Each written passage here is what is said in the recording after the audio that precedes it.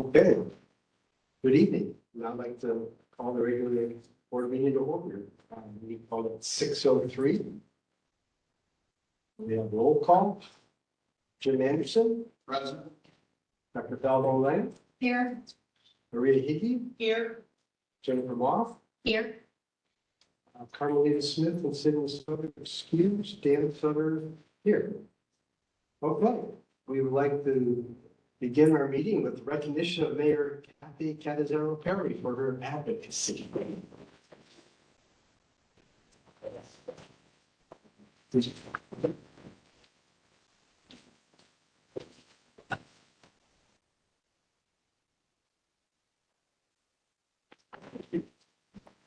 Mary, on behalf of our seven-member board and 4,200 people we support, we thank you for your lifetime of advocacy and creating opportunities for youth with disabilities.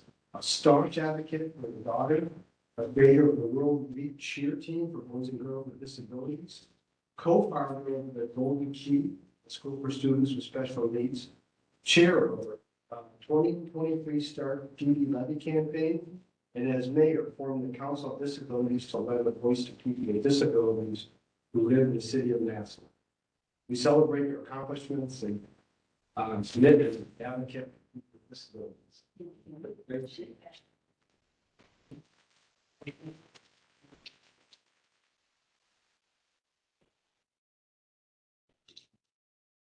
Oh, sure. I was just at another event and was talking about my passion for the special needs world. People don't understand about your life unless you live it. And I was one of those people before I had Vanessa. I did not understand, didn't know what parents go through. And so after I had Vanessa, I decided that we were going to give her the best life she could have, but we were also going to help other families in the same venue that, we live. I think the World Start TV, I will share any event that you ever have. But I just love the kids. I love the parents. They have great big hearts and they need our help. And so if you're in a position of leadership, you should try to help whoever you can help. And that's what I've just tried to do.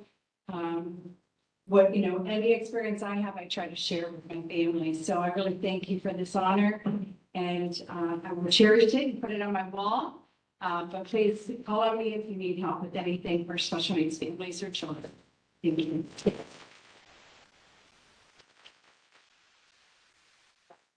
Thank you very much.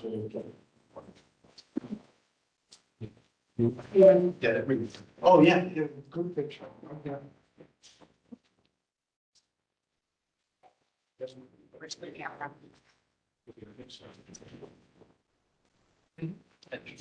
Yeah.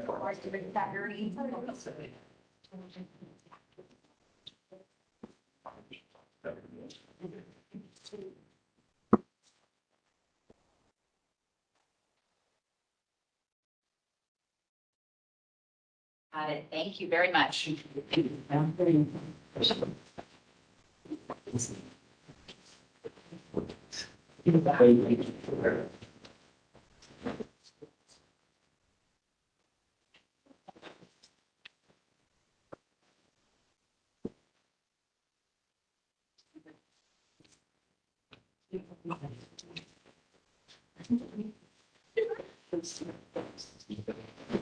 Okay.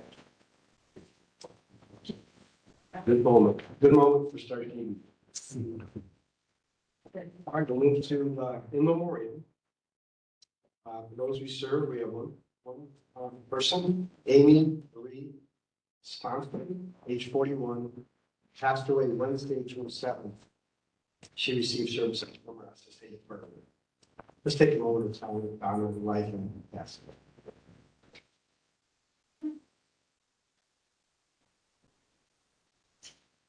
Okay. Thank you. Now need a motion to approve minutes for regular board meeting held May 23rd. Anderson motion. No second. Like seconds. Thank you. Any additions, revisions, or corrections? If none, all in favor of approval of the board meeting minutes, say aye. Aye. Those say nay. No abstentions. Minutes are approved. We at this time entertain anyone for public speaks. Anybody for the public speaks? President's report. Good evening again. I know a lot of work's being done to gather all the materials for the accreditation survey in August. Please know that we appreciate the work being done to submit the information. The board will be meeting on the first day of the accreditation survey on August 22nd. So on behalf of the board, we thank you in advance for your collection of work and hope it brings the 3-year accreditation that we're planning for. On the state budget, which is a lot going on, and as expected, the House of Representatives did reject the Senate's amendments, and now it has gone to conference committee to reconcile the differences. It'll be interesting to see what happens with the Senate's amendments of remote meetings with some caveats, along with the prohibition of the Department of Medicaid promulgating rules that would permit family members to reside with a minor child eligible for county board services to receive Medicaid payment for providing services to their children.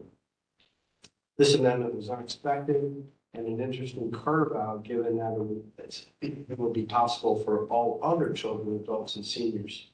So the next few days will clarify those Senate amendments affecting us. And as a reminder, the state budget must be finalized by this Friday, June 30th, and signed into law by Governor DeWine. So a lot to happen in the next 72 to 90 hours. Lastly, congratulations to all our Stark County athletes who participated in the state Special Olympic Games in Columbus over the past weekend. It's always an uplifting and remarkable show of determination and sportsmanship. This concludes the President's report.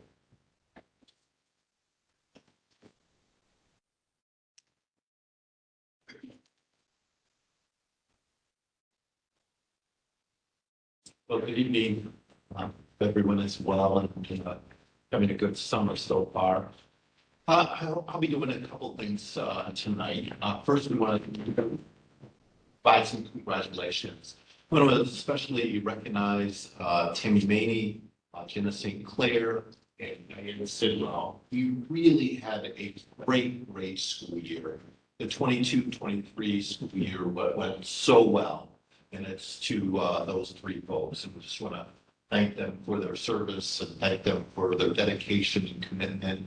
You know, staffing has been an issue, but they really addressed it. So, and really raised our standards as they were high already. So, it goes to kudos to them. So, also congratulations to our athletes. We did have 26 athletes down there. We had 13 in gold, 12 in silver, 9 in bronze, and we had 1 6th place finisher. So truly a great experience was had at all. So certainly want to begin with those incredible positives. But today, what I'd like to do is we're 2.5 years into our strategic plan. We're 6 months into our annual plan, which kind of complements it. So I want to kind of review some territory with those two things. And then I want us to all kind of ask this question that I'll ask later in the presentation. So it was the fall of 2020 where we sought all input from all our stakeholders. And we did that through surveys. We did it through small groups via WebEx at that time, and said, hey, what do you want out of the strategic plan? What are those things that you want us to do and want us to remember? And really 4 themes came out. I thought it would be really good. We want to continue to put people with disabilities at the forefront of everything we do. We want to have better support and simpler methods to get help. We work in a Medicaid system, and there are just natural complications in working with Medicaid that make it difficult for us. We want to support people's rights and inclusion for all, regardless of race and disability. We want to enhance people's lives while maintaining sustainability. So those were the 4 themes that came from our stakeholders. We sent out over 1,000 surveys. We got about 160 back. So this is based on their feedback. So what are the biggest accomplishments today? So we do have 3 focus areas. In each of those focus areas, we have initiatives. We have education, advocacy, and provider relations. Those were the 3 focus areas as we have gone forward. And really our most significant actions taken, one is process redesign. We had a very complex system in regards to developing the individual service plan. And what happens over time with any organization, you create a system to address an issue, then you create another system to address another issue. And then it just gets like really complicated. And you forgot why you put processes in place. So we had a couple of Kaizen events to streamline that process, and it was perfect timing because the Ohio Individual Service Plan was coming out. And so we hired a lot of new staff, as you're well aware. So those 2 things really went to not only simplification, but really went to better assessment, better plan, better outcomes, and identifying risks and making sure that they're addressed. And then monitoring has been significantly improved over this past year because we did change and we were the spearhead, if you will, of doing away with the annual meeting.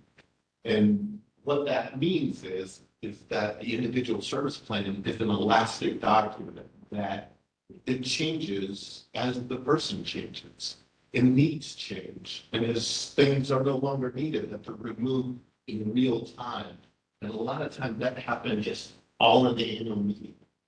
So what this is doing is bringing more time out for SSAs and case managers to get out and see their people and see in real time and also, in regards to monitoring, I mean, we have investigative services and RNQA and provider compliance that are also monitoring for health and safety. And so we bolstered that over the past 3 years as well. As one of our focus areas was provider support, let's just look financially. So obviously we provide waiver batch and that provides funding. So what we did in 2021 is providing $180,000 to assist providers, recruit and retain people. We implemented our background check. So any provider in the county can get a free background check for anyone they hire. And then in 2022, our financial support increased even more to 1.4 million, and this year it will jump to 2.6 million. So that is all about background checks. It's about also the quarterly waiver payments that we agreed to, and then it will go to also the dollar increase that is happening with the Ohio legislature. Then we had a public awareness campaign that was really stuck. That Hope for Good will continue that as kind of a model and branding, and that has been very well for us. So those are kind of areas that our strategic plan that's really focused on this in the past 2.5 years. Now, when we look at our annual plan, it's a little even more of a microcosm of our strategic plan: education, advocacy, provider relation. Number one, we want to achieve a 3-year accreditation, and lots of work in regards to new processes, making things simpler, figures into that three-year accreditation, as well as the improvements in both training that we provided our SSAs. We have a new strategic plan coming up.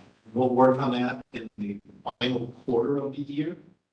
And that will be planned another three-year strategic plan. Project STAR support. This is self-advocacy training. STAR stands for Steps Towards Independence and Responsibility. We sponsor so many slots for people that live here in Stark County, but then people throughout the state come as well. And we have that at the Hilton downtown. So we'll do that in September. So we want to promote a navigation tool. Certainly the parents are overwhelmed with information or need information. And we updated that navigation tool in 22, and we're trying to market it more because it provides resources to families. What do you do 0 to 2? What do you do 3 to 5? What do you do 6 to 12, 16? And then what happens after 16? So we're trying to get that information out there. We have another annual goal which is closely related to the navigation tool. It's updating our website. Our website has not really changed since 2013. It needs a facelift, and more importantly, it needs content updated. So that's going to be something that happens in the final quarter of this year. Probably won't launch until early 24, but all the work will have been done on that final quarter. We want to invest in our relationship with the Opportunities for Ohioans with Disabilities. This is the state agency that is charged with employment for people with disabilities. In 2022, we had 82 referrals. This year to date, we have about 32 referrals. And they work to, locate, make sure the person has the skills, and we complement that, and that they have a good plan in place, job coach, and they also assist in job placement as well. So we have a very, very close relationship, and we just want to keep deepening that relationship. We want to invest in 2 new or renovated homes for people who live in. We have done that. There is a home on Martindale and Canton, it's right off 30th. It's a brand new, beautiful home. And we actually converted that into a smart home. It has all smart appliances, smart cookware. And we're working with each of the individuals to try to equip them with the technology they personally need to visit. Improve outcomes for multi-system youth. So, those kiddos that are served not only by us, but by Children's Services, by the courts, by Stark Mar. You're going to be hearing a lot more about that during the presentation. We have Ms. Frangos here. She's an FNC supervisor who is our liaison with Family Council and the Service Coordination Collaborative. And the final agency, there's actually 61 goals in our annual plan. The rest are all department. These are the ones in our agency. We want to ensure clear information is provided to the public on the board's fiscal situation. So obviously, we just have to levy. It wasn't really money. And what does that look like for us? And each June, either October or December, Lee provides an update to us in regards to what it looks like for the next year, but also what forecast. You can hear that tonight as well. So our core functions, we're a funder, we're an assessor of need, we're a planner coordinator, we're a monitor. And it works very much in a cycle. Fund, well, it really works. Assess, plan, coordinate, monitor, fund. And again, this is, if you look at what we do, this is it. So our funding run, we really wanted to tout this as an accomplishment. It was certainly shared, I think, in a board in-service previously. But in regards to waivers, funding people over a lifetime, our board has put considerable resources into it. We're the 8th largest county. We are the 5th in regards to funding people. Behind us are 2 much larger counties in Montgomery and Lucas. And obviously you can see by scale some of the other ones in the in But when you look at this, this shows that we're like long funding for 1,834 people. And so, so that is, this is something that hopefully the board is proud of. We are proud of because, again, it is meeting people's needs. This is how we meet people's needs. Just a reminder where we get our money, local funds make up 70% of our funding. So we, county boards, are locally funded. We don't get a lot of money from the state or the federal government. 33.8 million come from our levies. And we have 4 of them. 3 are continuous and were passed a long time ago in the 80s. And then we have the one that just was passed. State funding 7%, and then federal government is 15%, which a large part of that is Title 20 and targeted case management, which the SSNs bill. So I believe the next slide is the question. I think then the question that really lies before you and it lies before us. And I really hope it's the next slide around a lot. If the money we have today is all the money we have for the next 10 years, how do we adapt to the needs of a new person system? Obviously, we know when we went into this levy that 5 years we were going to have to ask for new money. But we saw with the school districts around us, you know, we saw it in Lake, we saw it in Perry, we even saw a renewal.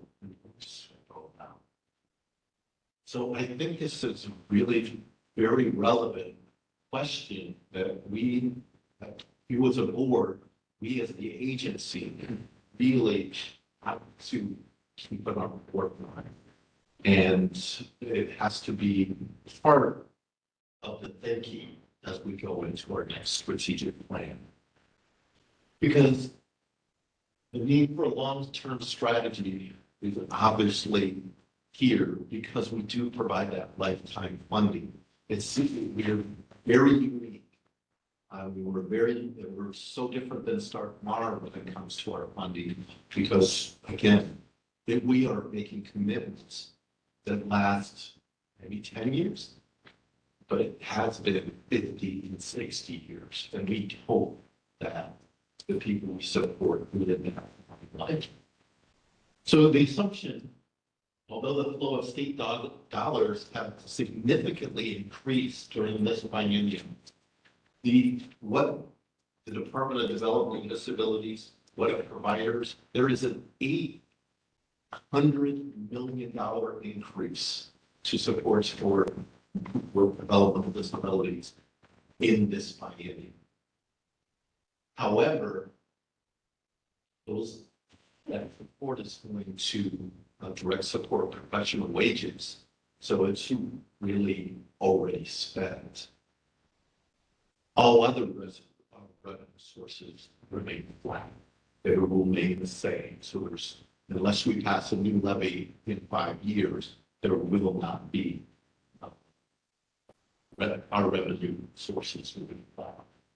Assumption number 2, in regards to need for a long-term strategy, new people need services continue to increase. And then final assumption, and I think we've known this when we faced the adult service transition, changing our business practices can be slow and it can be painful. So when we, look forward, we know that change is constant, it's ever changing, and we're ever adapting. And we're doing it because of workforce shortages. I mean, the question are there the people, rates aren't going to increase. The rate for the average DSP is going to go to $18 in January. It's going to go 19 the following year, but are the people there to fill the positions? Changing state and federal regulatory changes. And we've seen a little bit with that, and we expect to see more with the waiver modernization project the state is doing now. We find we keep chopping at the root, but people's public perceptions of people with disabilities are deeply ingrained. And we got to keep, ever aggressive campaigns to share the most common things that we know is that people with disabilities are just like you.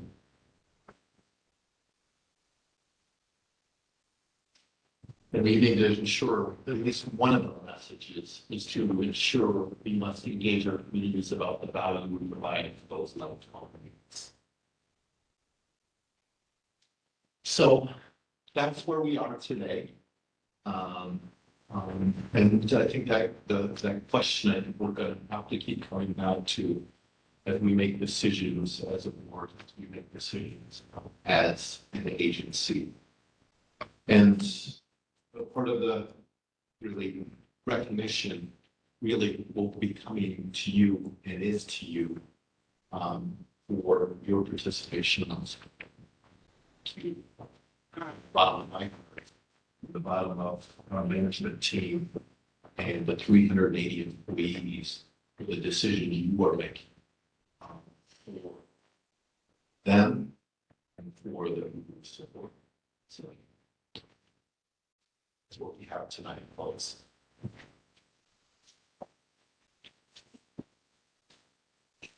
Okay, thank you. Have a full plate.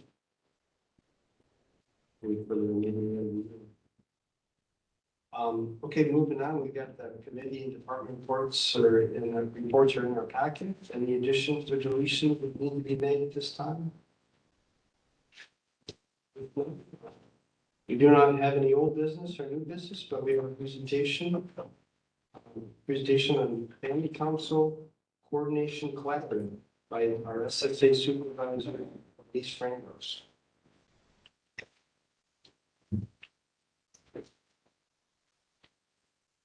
Hi.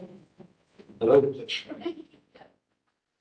evening. Thank you for allowing me the opportunity to tell you a little bit about multi-system U. I am an SSA supervisor, and in my unit, I oversee the SSAs that work with the youth, so children who are not on waivers. I have altogether 9 SSAs working with families of youth that are not on waivers. There are 6 children's SSAs working with youth from the ages of 3 to 13, and 3 transition SSAs that are working with children, youth, and their families from 14 to graduation. Altogether, they are overseeing about 780 cases and working with about 780 families. They work to help families identify and navigate the community resources that they need and want for their families to make a better life for them and their children. But for some of the cases, the SSAs need to work with other entities to meet the needs of the family and secure services to keep these families intact. And these are what we call the multi-system U. For us, we define this as a youth or a child with intellectual and or developmental disabilities and a co-occurring mental illness or behavioral health condition. And they are also linked with more than one child-serving agency. And the child-serving agencies are us, for example, Children's Services, Family Court, Special Education, various mental health agencies, and family counsel. The needs of these children and their families are significant and complicated. And typically, when we're working with these families, they're in crisis, and the risks of that child being placed outside of the home is a very real concern. Support for multi-system youth requires intensity, funding, and collaboration. One of our biggest collaborators is the Stark County Family Council, and they're kind of like the glue that holds all the child-serving agencies together. They coordinate services between all the governmental child-serving agencies and the nonprofit entities like counseling, therapies, and things like that. They're there to protect and strengthen the well-being of children at risk and their families. And they do this primarily through two services. One's called Wraparound, and the other one is the Service Review Collaboration, or SRC. Our SSAs work very closely with Family Council on these two different services. So Wraparound is for youth and family that have reached a level of urgency that requires an immediate action and collaboration. A wraparound facilitator coordinates a team meeting with the family and the youth and all the governmental or all the child serving agencies that are involved. So these are going to be rather big meetings, like schools are going to be there, mental health providers will be there, we will be there. It's facilitated by the wraparound coordinator, and the wraparound coordinator develops like a cohesive vision for the family. Instead of the family working with several different agencies on several different plans, the wraparound facilitator creates one plan for all of us to work on to help the families. The Service Review Collaborative is Family Council's process of reviewing service requests for children who have complex needs. Established by FCFC, the committee has representatives from the mental health, behavioral health, juvenile court, children's services, special education, developmental disabilities, and we meet weekly. We review service requests for children with complex multi-system needs. As a group, we authorize the purchase of these needed services, and we also review individual cases that will require a more restrictive placement setting, typically children that will require like a residential treatment for a period of time outside their home. Ohio Rise is a new service. It's not even, the rollout hasn't even been, I think it was July 1st last year, so it's coming up on its 1-year anniversary. Ohio Rise is a specialized managed care through Medicaid for youth with complex behavioral health and multi-system needs. It's a single statewide plan that encompasses and provide current behavioral health services like mobile crisis and IHBT, which is intensive home-based therapy. And they are launching new services, which will be new to Stark County, like care coordination and psychiatric residential treatment facilities. They have not done that yet. They're still working on it. They're putting that together, and hopefully it'll be launched before 2024. Many kids have to go out of state to get psychiatric treatment. So in the state of Ohio, Ohio Rise, one of the reasons that it was created was to keep children more closer to their home. So that has been up and running, and we've been directly involved with them. So here at Stark DD, dealing with multi-system youth and our wonderful group of SSAs, I, as a representative of DD, Stark DD, attend the weekly SRC meetings. We have currently 14 families in wraparound services.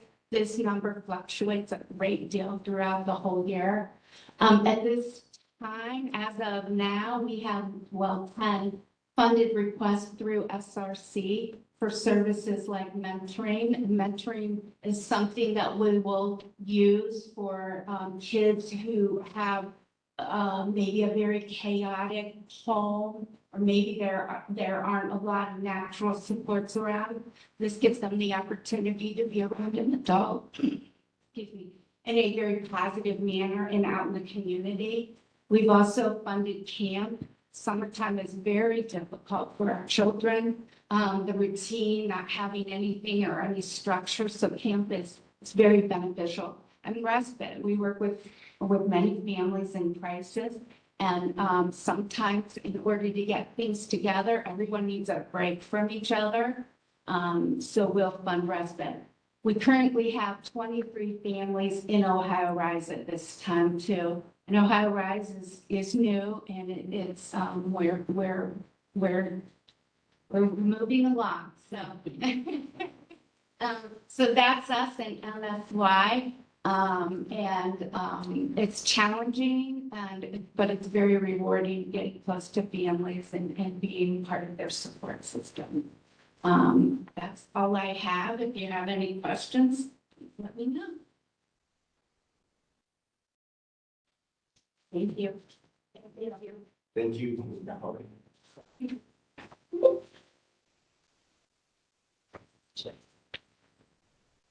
Okay. This time we'll have a review of policies related to the first reading. Policy 1.02, powers, responsibilities, and prohibitions of board members was reviewed with no changes. Policy 4.19, use of social media, was also reviewed with no changes. Policy 4.24, delays, early dismissals, and closing announcements, also was reviewed with no changes. And finally, policy 4.35, jury duty for appearance, subpoenas, warrants, investigations, and other legal actions was reviewed with no changes. Thank you. Okay, thank you. I'll move to resolutions. Starting with resolution 06-2023, approves the board expenditures for May 2023. I need a motion Vicky moves. and a second. My seconds. Thank you. Discussion from me. Good evening, everyone.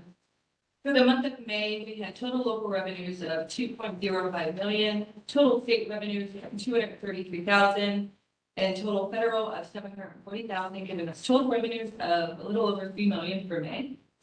We had two payrolls for the month of 1.3 million, benefits paid of 710,000, and total other expenses of 401,000, total expenses of 2.4 million. Our revenues did exceed our expenses by 605,000. Looking down below, our ending or beginning year cash balance, beginning of the year, 61.16 million. We had $2,400 in 2022 open POs, 7.9 million in 2023 open purchase orders, and a year-to-date positive net change in position, 4.5 million gives us 57.8 million minus our 10 million reserve balance, 47.8 million at the end of May. Looking at our budget versus actual, we have total revenues year to date of 28.18 million, which is about 56.7% of what we expect to receive. Total expenses of 23.7 million, which is 39.57%. Our target's around 42-43%, so we're running below that. Available budget at the end of May is 28.3 million, mostly made up of personnel and unencumbered labor match.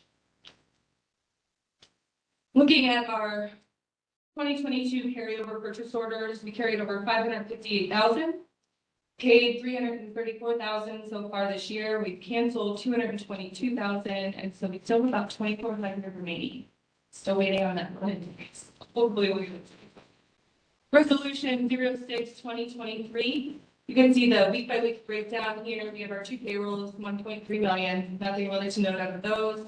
And then the non-payroll weekly breakdown, 1.1 million. If there are any questions requesting approval of resolution 06/2023? No further questions, all in favor of the resolution, say aye. Opposed, say nay. No abstentions. Financial for May are approved. The resolution 06/2123 approves the 2024 preliminary budget. Any motion? Evelyn moves. And a second? Anderson seconds. Thank you. Discussion for me. Thank you. So I have a brief presentation here before we review the resolution. We'll go over for what we foresee going into 2024 with our revenues.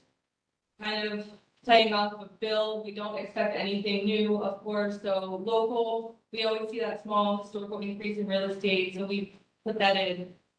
State and federal expected to remain flat from this year. We have wages and benefits to increase for staff. We do have a medical premium increase that taken effect July 1st, just under 8%. And then, of course, $1 million increase for our new waivers. And then the local match portion for the dollar DSP wage, it's about 3.1 million, which replaces the retention of 2.5 that we're paying right now. So looking fiscal 25 and beyond, again, revenue is likely to remain flat each year with the exception of our historical real estate. Revenue will be higher in years when we do receive TCM max settlements. Those usually sometimes every year, sometimes every other, depending on timing and audits. And then we expect to see incremental increases in TCM revenue each year based on the addition of staff and so on. As far as the expenses are concerned, we have the issuance of our new waivers, so we expect that to increase each year. Any estimated wage and benefit increases are forecasted in the budget.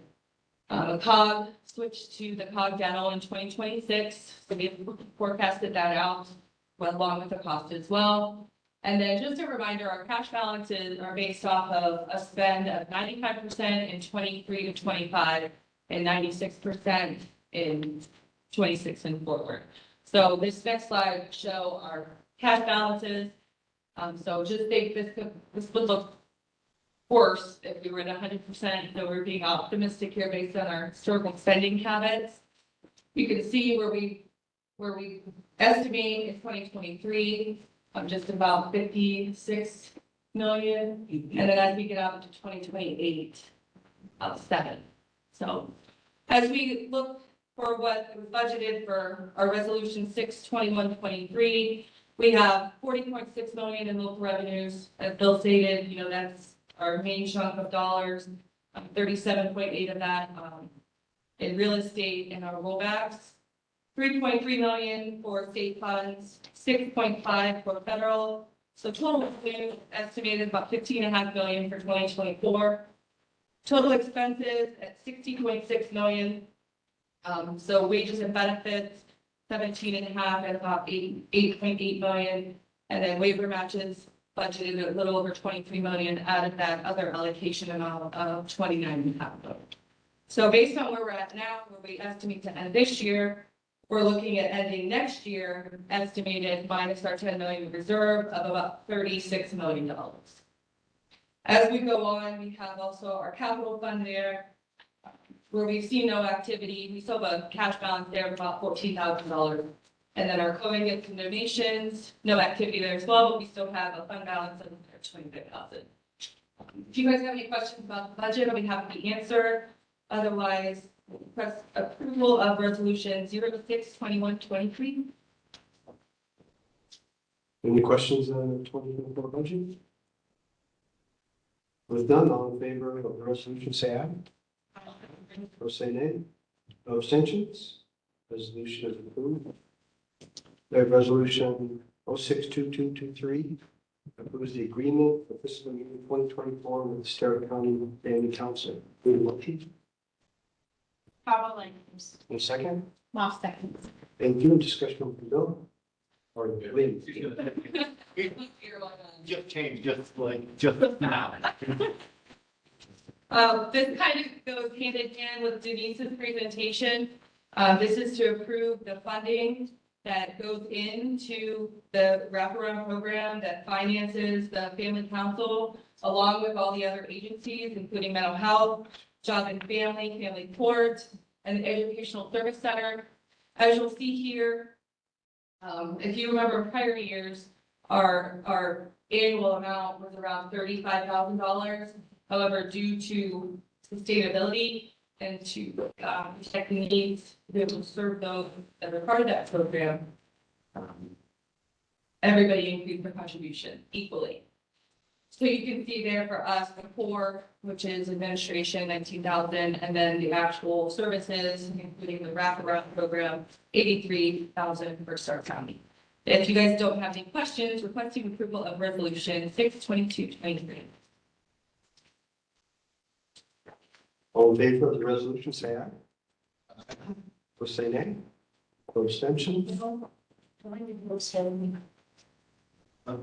Yeah. Extension. Okay, one abstention.